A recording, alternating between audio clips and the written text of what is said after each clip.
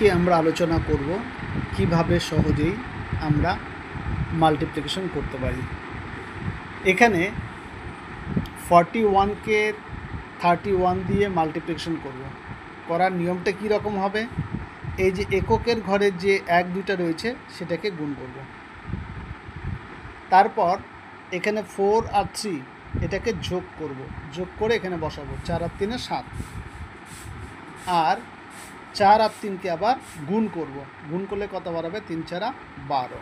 অর্থাৎ 41কে 33 দিয়ে যদি মাল্টিপ্লাই করা যায় 1271 হবে। নেক্সট আমরা যদি 61কে 71 দিয়ে মাল্টিপ্লিকেশন করি তাহলে কি করতে হবে? শেষের এককের অঙ্ক দুটি গুণ করতে হবে, 1 অক্ষে 1। তারপরে কি করতে হবে? এই 6 আর 7 এটাকে অ্যাডিশন মানে যোগ করতে হবে। যোগ করলে কত হবে? 13। 13-এ 3 হাতে থাকে 1। এবার 6 7 42, 1 43।